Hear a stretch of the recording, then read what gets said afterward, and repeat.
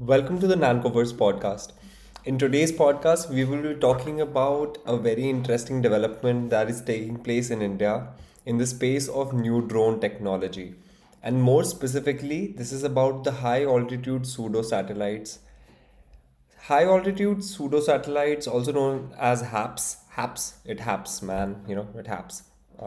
High altitude pseudo satellites that have recently been tested by a Bangalore based startup named New Space Research Private Limited. This is why HAPS is in the news currently because this is a startup that is based out of Bangalore. There's also a startup that is headed by Mr. Sandeep Tyagi, who is also a former IAF pilot, Indian Air Force pilot. I mean, who else to be able to do something as cool as what these people have been able to do? It's a defense startup. They make drones and surveillance equipments, mostly drones, and they've been able to test this HAPS aerial vehicle that is going to be a game changer as per some experts. As per the article in the print.com written by Sneshish Alex Phillips, Bangalore based New Space Research and Technologies Private Limited announced that its long endurance drone, that solar powered high altitude pseudo satellites, god damn, that's a long name for HAPS. It HAPS. So it's a solar powered vehicle as well. So this is quite interesting because a lot of times I think flying unmanned vehicles like this in at 65,000 feet in the sky is it takes energy. But this is solar powered. Had carried out its first flight lasting over 21 hours. Okay, about a day. And this was in the winter solstice. Interestingly, they tested this out during the winter which was recent. And winter solstice is the shortest day of the year. So when it's the shortest day of the year, the drone was still able to fly for 21 hours. The next test that they're going to do is in during the summer solstice, which is the longest day of the year. The development comes as a big development to India's plan to have its own long endurance capable of drones capable of flying in the stratosphere. So this is quite interesting, and we'll be getting into some of the questions that are obvious, which is that firstly, why are they even important? Where can they be utilized? How can these technologies in pseudo satellites have a real world impact in the country and beyond? What are the capabilities and possibilities of this? And also going a little into detail about the various technical aspects of HAPS, where it operates, how does it work, what are some of the technical things behind this? Also diving into why the Indian government is even providing support to such startups. They're providing up to 75% of money for the research for such technologies, to come up with such revolutionary technologies for sharpening India's defense, especially augmenting its surveillance capabilities. I think that's an important aspect in terms of just being able to man your entire geography. It's such a big country with so much land mass. The Indian Army needs surveillance at its borders to fend off the Chinese and the Pakistanis. We also need surveillance in the seas as the Indian Navy needs to protect the trade interests of itself and the world. Considering the heavy costs of manning the high seas and the vast cold plains by the brave Indian Army, the HAPS technology could be a game changer for the Indian scenario. Not to mention its civil applications that would be beneficial for people, especially in remote areas of the country.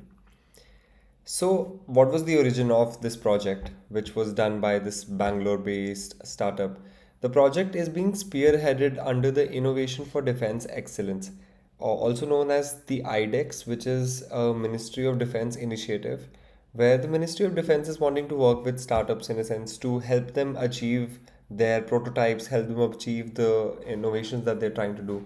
It aims to achieve self reliance and foster innovation and technology development in defense and aerospace by engaging industries including MSME startups, individual innovators, R&D institutes, and academia.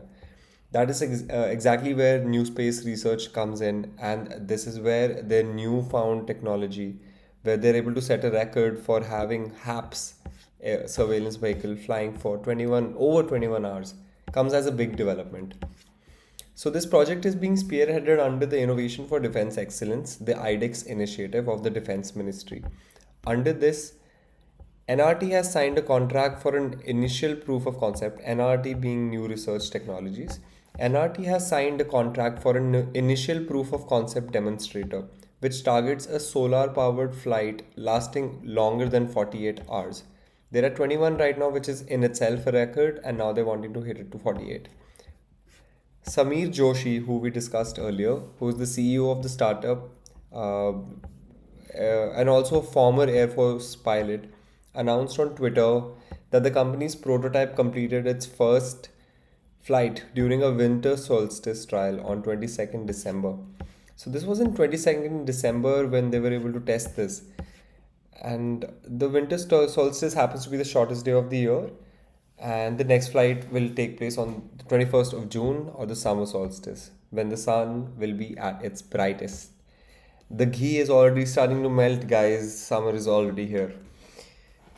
The Indian Air Force has included HAPS under a 1,000 crore rupees, 1,000 crore Make in India project of the government of India. This means that 70% of the funding will come from the government. Upbeat about the NRT feat, defense sources told the print that it was the next big thing in air warfare and that the flight included both day and night flying. With the UAV, which is unmanned aerial vehicle, using solar energy for travel during the day and using its solar charged battery for flying at night. The sources refuse to get into details of what altitude the UAV flew at, but said the plan is to have it fly in the stratosphere at about 65,000 feet above air traffic. Above air traffic. So at about 65,000 feet. For context, flights fly at about 35,000 feet. I'm sure somebody must have seen this branding of the Indigo where they say, hey, we're like 6E at 35,000 feet, but it's really amazing. This is the stratosphere where the HAPS will be flying. So what is the stratosphere? The stratosphere is the second layer of the atmosphere of Earth, located above the troposphere, which is the first layer, and below the mesosphere. Interesting fact about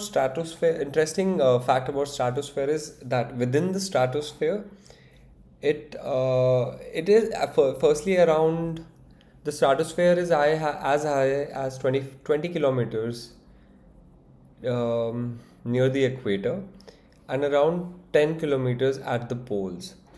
The Earth is just so like beautifully complex. I love that. The ozone layer is here as well. Like as you go higher in the stratosphere, it gets warmer. That is due to the ozone layer that absorbs a lot of heat. And as you go lower into the stratosphere, gets colder. One would think as you get further away from the Earth, it would get colder. However, within the stratosphere, because of the ozone layer, there is heat trapped. And yeah, so this would be flying in the stratosphere in a sense. The the second layer of the atmosphere of Earth, yeah. First being troposphere, and above that being the mesosphere. For context, commercial aircraft typically fly between 35,000 and 38,000 feet, or about 5.9 to 7.2 miles above the Earth surface. Since the HAPS operates on solar power, it can continue to fly for months. India's first stratospheric vehicle. So the question becomes, how is this going to be crucial for India, and why is there such a big why is there so much excitement about the same thing as well? Like, why are people excited about HAPS? And so am I actually. It's really interesting when these technologies come around because they have such a direct impact in your lives without you even knowing about them. Like I would be sitting in a forest and looking at the sky and thinking that, hey, that's a star that's falling in the sky. The god wants me to make a wish, but turns out it's actually an innovation by a human being. And above flights, you have these aerial vehicles. Satellites are already a reality, but now we have these solar powered surveillance machines that are flying at 65,000 feet in the air, looking down upon us. Maybe that's God, but who knows. India's first stratospheric vehicle, the HAPS UAV, is part of a new genre of solar powered platforms being designed across the world for persistent surveillance, communications, and specialist science missions. Both the Indian Air Force and the Navy are on board with the project and are looking to acquire this capability in short term as well as in the long term. A lot of times there is technology in the world that's not affordable to the country because we need to buy that technology from other countries. There are agreements on technology transfer that happen with a lot of advanced countries, such as defense technologically advanced countries such as the United States, France, Australia. We have even Israel. We have other countries that sometimes give us technology transfer out of the goodness of their hearts, or maybe they have no, it's not even goodness of the hearts, it's geopolitics. If you have another country such as China, for example, which is stronger and is getting stronger, you would want the people around, you would want the countries around China to have some capabilities as well. It's a positive sign to see such technologies being driven indigenously right now. These countries that have typically been providing technology to India have been crucial. There can be a new normal in the future where Indian companies are able to innovate and come up with their own technologies that we can transfer within the defense administration and actually save so much cost by investing in R&D. Maybe that's what it takes. Maybe that's the benefit of actually investing money in R&D so that you don't have to pay for technology transfer. There's also a very interesting angle in this entire thing. So in India, there is another organization which is a government of India company called National Aerospace Laboratories, which is under government of India's Council of Scientific and Industrial Research. They're also working on something similar. This is a company that was started in 1958. Obviously, the country was a very different country at that point in time, but they've been invested in this entire space technology development and something similar, yet their progress is unknown at this point. A lot of times the innovation comes from startups, as they say, and this is a prime example of the same thing where a company which was founded in 2018 was able to test its surveillance capability, the HAPS capability for 21 hours, and actually make so much more progress than a government company that's been on since 1958. Not to say that the National Aerospace Laboratories contributions to the countries have been any less. However, it's quite an interesting analogy to give incentive to smaller companies so that they're able to work very precisely on specific solutions. And new space research happens to be a good example of that. Defense sources told the print that India currently does not have a stratospheric vehicle. So we don't have a vehicle flying in stratosphere. However, there are some other vehicles which are already developed, running exclusively on solar power and flying above weather at 16 to 20 kilometers autonomously for months at a stretch. A HAPS platform will fill a capability gap between satellites and HALE, which is high altitude long endurance UAVs. This is interesting. So HALE is a high altitude long endurance vehicle, an unmanned aerial vehicle flying at an altitude of usually between 15 to 20 kilometers with a low speed. And satellites are obviously way higher and where they're suspended. The sources explained that HAPS is a ultralight but has a strong body with the ability to take on board batteries and other systems. They said that as the battery technology improves, the endurance would also grow. The intended surveillance payloads for HAPS include electro-optical slash infrared solutions. These are basically types of sensor technology that uses a combination of optics, electro-optic infrared are systems, a type of sensor that uses a combination of optics and electronics to detect, track, and identify objects or targets in the infrared spectrum. So, HAPS is able to include these payloads on it, synthetic aperture radars, besides communication payloads, including range extenders, electronic intelligence, and electronic warfare. Damn, pretty interesting. The existing technology limits of the ISR payloads for HAPS allow observations of up to 80 to 100 kilometers from stratospheric altitudes. So currently, the ISR payload of HAPS allows observations of up to 80 to 100 kilometers from stratospheric altitudes. So, one unmanned vehicle is able to observe 80 to 100 kilometers of territory on Earth, which is 2 to 3 times more as offered by medium altitude long endurance vehicles. ISR or intelligence surveillance and reconnaissance is vital for military operations. Okay, ISR payloads, yeah, sensors. So, intelligence surveillance and reconnaissance is very important in military operations, as discussed earlier. Therein where comes the significance of having a vehicle like this, an unmanned aerial vehicle, a high altitude pseudo satellite, which is developed by a startup in Bangalore. Sources said the HAPS technology will offset the lack of critical ISR gap felt during the Doklam crisis, the Balakot incident, and the ongoing crisis in Ladakh. This technology can help fill in that gap. It can provide information, it can provide ISR, which is intelligence, surveillance, and reconnaissance. The Indian Navy will be an immediate beneficiary since this allows continuous low cost manning of the Indian Ocean region. That's also an interesting aspect where defense establishments are able to benefit from the innovation of a startup. This was actually quite interesting. It actually reminds me of another recent story that has come out from Arunachal Pradesh, actually, where in the district there have been sightings of Chinese setting up their special villages near Arunachal Pradesh. Arunachal Pradesh has been a disputed state between India and China. From the Indian standpoint, Arunachal is all part of India, and according to Chinese, it's part of China. And what China is now starting to do is that it's setting up civil plus military villages around the border towns. Xi Jinping even visited some of the places around these areas, and we actually have a very formidable adversary in China. We have a very formidable adversary. In fact, there have been news reports recently which have talked about how China is building its defense villages along the line of actual control. This is in the Arunachal Pradesh state. It's also populating these villages now. This was a program started by the Chinese in 2022, a little bit after the standoff in Doklam.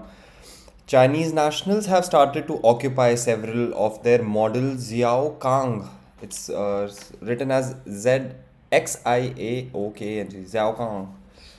Xiaokang.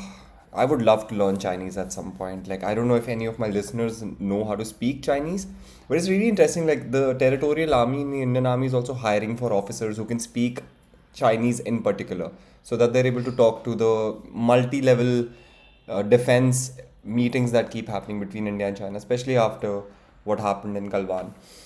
So, Chinese nationals and China's plan to populate the borders around the Lohit Valley in Arunachal Pradesh, in Tawang district as well. This is something that has been happening, and it also takes us back to the surveillance that the HAPS provides in a sense. So, India is investing currently a lot into its surveillance capabilities. ISRO also recently launched a satellite. We can go deeper into that. However, the Chinese territory being occupied by setting up defense slash military villages around the Indian border is and actually a testament to the fact that Chinese are quite dominant when it comes to these areas. They are also quite expansionary in their stance towards India. And Indian army is doing a formidable job in guarding our posts and making sure that the Chinese don't infiltrate too deep inside India. However, the Chinese efforts are on, and we can get a little bit into this because this is quite an interesting maneuver from the surveillance capabilities that HAPS provides to the surveillance needs. One of its applications happens to be surveillance as well. How well are we able to gather that data will make a big difference between the strategic knowledge that a country has about their own borders. Chinese nationals have started to occupy several of their model xiaokang border defense villages along that country's border with India's northeastern region. Since 2019, China has been building villages along the line of actual control, which separates India and China. But they were unoccupied until a few months ago. So till up until a few months ago, they were reported to be unoccupied. Some villages along the LSE opposite the Lohit Valley and the Tawang sector of Arunachal Pradesh are now being occupied by residents, according to the senior officials familiar with the matter. This was first reported by the Indian Express on Thursday. This is a news report I'd read about earlier as well, and now they have made another explained section in the Indian Express about what's happening on the ground, as much as information is available at this point. So, what are the Chinese xiaokang border defense villages anyway? What are those? China has constructed 628 xiaokang or well-off villages along India's border with Tibet Autonomous Region for more than 5 years now. These have been constructed all along the LSE, including the Ladakh and Arunachal borders. The structures inside mostly double story and the structures include mostly double story, large and spacious buildings.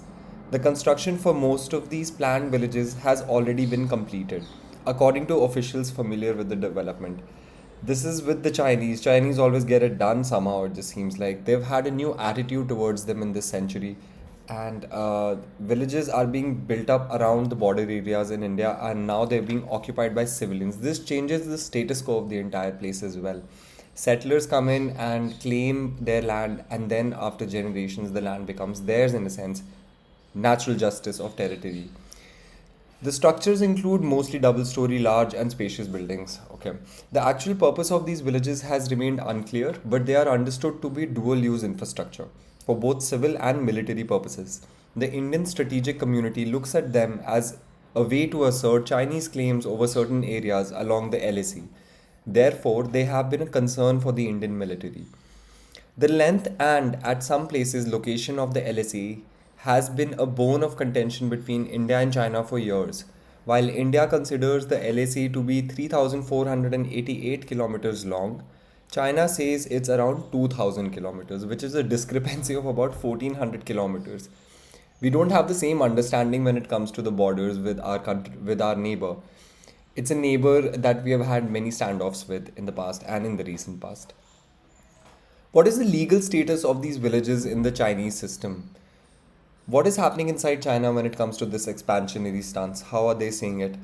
A new law on China's land borders was brought into effect from January 1st, 2022. The law was passed in 2021 by the Standing Committee of Chinese National People's Congress, China's rubber stamp parliament, for the protection and exploitation of the country's land border areas.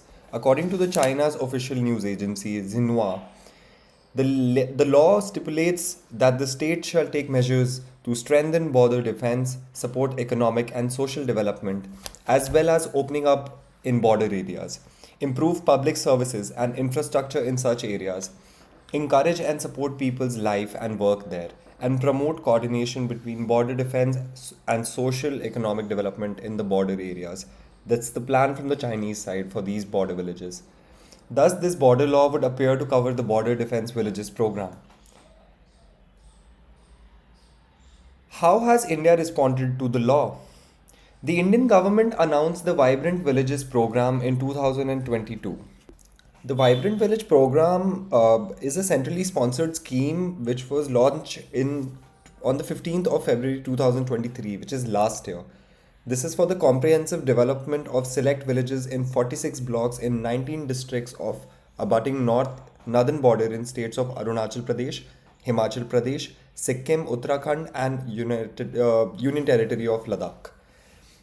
This is after a year after China came out with their law which passed on 1st of January 2022, which talked about the land borders and about the development of these villages, as we discussed earlier. We have a reactive approach when it comes to this. Developing the areas of the villages seems like an important factor, that because of the people who are living there, whoever gives them better services, people would want to, not that one would be judging or even questioning the loyalty of people living in places such as Zemithang, which happens to be the last administrative division of India. Zemithang is also under the Vibrant Villages program. Not that the people living there have any less patriotism towards the country, that's not what I'm trying to imply. What I'm trying to say is that people across the border, this happens in the India-Pakistan border as well, I feel, on some level. If we try and develop those borders and the villages, the people who are living there, the villagers, would also have a bit more to invest in a country that's investing in them. So having this reactive approach is actually quite cautionary, in my opinion. How has India responded to the Chinese law? The Indian government announced the Vibrant Villages program in 2022 to develop its border villages. It came into effect in 2023 last year in Feb, with all amenities such as tourist attractions as well. The program builds on the existing border area development program under the Union Ministry of Home Affairs.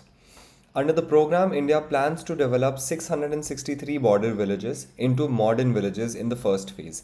Of these, at least 17 such border villages along the borders with China in Ladakh, Himachal Pradesh, Uttarakhand, Sikkim, and Arunachal Pradesh have been selected. In Arunachal Pradesh, villages in the eastern part of the state and the Tawang region have been identified, such as Zamithang, Tak Singh, Chiang Tajo, Tuting, and Kibitu. This is really interesting. I was reading up on Zamithang, and Zamithang happens to be the last administrative division in India, right before the autonomous Tibet region, in the Tawang district of Indian state of Arunachal Pradesh. It's on the bank of the Nyamjang Chu River, which originates in Tibet and enters India from the north through a locality called Kinzame. These are such fascinating. I would love to visit these places. I don't know if my rupees could strengthen these places even further. I doubt that. I think there's going to be a lot more concentrated effort and investment that is required from the Indian government in these areas, so that we are able to formidably protect ourselves from Chinese influences in these places. What other infrastructure is China developing along the line of actual control? China has been constantly building infrastructure all along the LAC, including in Arunachal Pradesh, Tawang region, and the Siang Valley. This includes the construction of new roads and bridges to improve connectivity through the passes. The valley that we just discussed, the Siang Valley, interestingly, this valley, the name of the district is derived from the mighty Brahmaputra river, which in Arunachal Pradesh is known as the Siang River. In Arunachal Pradesh, the Brahmaputra is known as Siang, which is an interesting fact. This includes the construction of new roads and bridges to improve connectivity through the passes. China has been constructing houses and other infrastructure in Bhutanese territory too. India has also focused on strengthening its border infrastructure and improving forward connectivity with the construction of new roads, bridges, and helipads.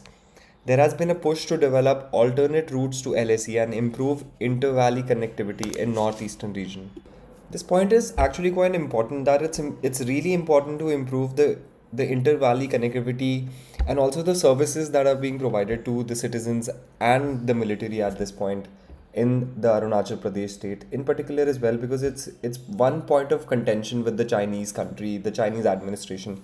According to the Ministry of Development of Northeastern Region's website, there are multiple projects that are ongoing at this point for the modernization of power distribution, for construction of district hospitals, construction of multi-storied parking at Civil Secretariat at Itanagar. Itanagar happens to be the capital of Arunachal Pradesh. So there's a lot of investments in education is also something of importance, and is something that the government should think about and also invest and actually walk the talk when it comes to developing these places. In my opinion, it's also important to have the technological capabilities to study these terrains as well. When we talk about Zamithang and Tabang and Debang valleys, Lohit Valley, Arunachal Pradesh, these are extremely mountainous Himalayan territories with many river systems that also need a lot of mapping. And when it comes to mapping the earth and creating a sort of understanding about the terrain, an interesting news came around how INSAT 3DS was launched recently by ISRO's GSLV, which is Geosynchronous Launch Vehicle, also called as the Naughty Boy, as they call it. The INSAT 3DS satellite was launched, which is this is a satellite fully funded by the Ministry of Earth Sciences. So kudos to them when it comes to investment towards the government. This is also an important investment to have the technological capabilities and the satellites, as we discussed with HAPS. HAPS happens to be happens to be a high altitude pseudo satellite. INSAT 3DS, on the other hand, is a geosynchronous satellite, the big satellite, proper satellite, which has been launched by ISRO from the Satish Dhawan Space Center in Sriharikota, also known as Wheeler Island earlier, a few years back, I remember.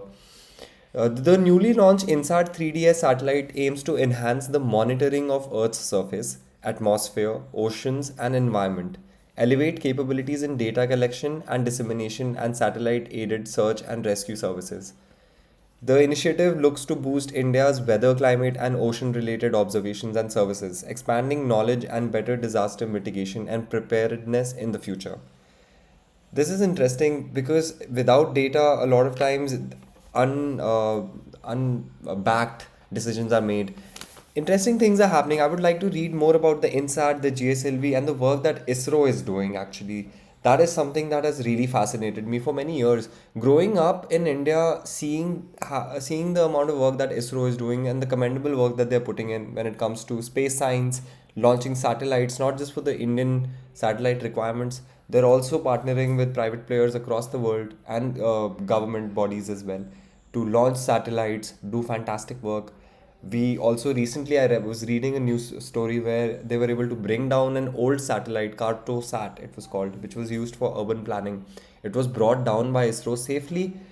Also goes to show their capabilities in keeping the space a sustainable place as well. Just the amount of satellites that the people of Earth have launched up until this point is fascinating, and we have crowded the space in a sense. It's quite it's an interesting question that I think about, like how many satellites are there in space? Yeah, I'm trying to like search about this. There's been a lot actually, if you really think it will be a surprising number. If I had to guess, I think it would be somewhere around like 1,000 or 3,000, I guess, at max. As of okay, so this says as of January 3rd, 2024, the satellite tracking website Orbiting Now lists, oh my god, 8,377 active satellites in various Earth orbits. I mean, that's a lot of satellites. A deeper dive into the numbers of satellites that are in space reveals how small satellites have come to dominate low Earth orbit. Like, low Earth orbit has a lot of satellites. Why is that actually? Like, why is like low Earth orbits good for satellites? That's also a question that could come around. Obviously, maybe like the costs might be lesser. Low Earth orbits, satellites are commonly used for communications, military reconnaissance, spying, and other imaging applications. Now, most of the man-made objects orbiting Earth are in LEO, it's called. So it's low Earth orbit. Satellites made for communications benefit from the lower signal propagation delay to LEO. This lower propagation delays results in less latency. So when it comes to less latency, that's why lower Earth orbit is used a lot. This was an interesting podcast. I hope you guys liked it. I think the first half of the podcast, I was fumbling a little bit. I recorded this in two parts. The first part was the HAPS, the high altitude pseudo satellite, which I was fascinated by and I wanted to read more about it. The kudos to the research company, New Space Research, based out of Bangalore. I would love to speak to people working in that organization or from ISRO as well, like just to understand like where are we going as people. Like we're hitting space, we're able to understand so much more about the universe, even though it's so large. And people, especially, it's good to see the country taking leaps in when it comes to satellite technology. Would love to speak to people from ISRO, just kind of manifesting it out there while speaking about it. And yeah, so I recorded this podcast in two parts, and the first part was the HAPS, and then I was like reading about the vibrant villages in China as well. Just thinking about how history changes the current scenarios and how the future is affected by that. Like right now, if there are villages in the border areas where they've constructed these villages by the Chinese administration, now they're putting people there. So then there'll be a generation of people that grow up in that place, and then there'll be a second generation, third generation, and then automatically the status quo changes. Why are territories so important as well is another question that rises in the mind when it comes to geopolitics and geography in a sense. Like, how does geography play a role in national security? There's so many rivers, is what I think about sometimes. Like, there's, as we discussed some rivers in the podcast as well. I'm actually reading a very interesting book at this point. It's called The Rivers of India. And I would love to do a podcast all about the rivers and read about the tributaries, where do they originate, what are the significance, interesting facts about some of the rivers. India is blessed with a lot of rivers, and we are also at a point where we can harness what we have well and at the same time protect what's ours as a country. I am quite, uh, you know, I've been trying to think about what's happening in the world at this point a lot as well. Like sometimes right before sleeping, I have these thoughts like, damn, like shit's going down. Like things are really like understanding what's happening around us becomes really crucial as a person, I feel. I'm glad I get to like speak into a mic and really like let my mind explore into sensory information reading from the newspaper, and also like kind of having thoughts about it. Like if I'm thinking like the what's gonna happen when what's gonna happen if we are not really investing in ourselves as well, not just as a country but as individuals. As individuals, if you're not investing in ourselves, like I was reading up about how government borrowings are reducing, so they have more capital available for the private sector. That's what I was thinking. Like people do the same. Like if you just borrow lesser money, you would have more money. You would have more things if you borrow more, but you would have lesser money if you borrow more. And financial discipline as a person as well is so important. I would love to speak to some financial experts as well at some point. However, I'll keep this podcast short now. I love you guys. Thank you for listening. Keep listening to the NancoVerse podcast. Give me suggestions on how can I make this better. I would like to be making smaller clips from the podcast as well because these are long episodes and a lot of you do listen into the entire thing. I see my audience retention data, although I have like 100 views per episode, but that's fine. I love whoever's listening to the podcast. I hope it provides you some sort of comfort. I hope some information, some knowledge, and I hope we all keep working out. I've been waking up in the morning and going for nice walks in the park. I think that's game changer, like as a person, if one can do that. Sending out love, peace, happiness, and stability in everyone's life. I hope you guys are doing well. Keep growing plants and make sure that everybody around you that you care about feels loved. Peace.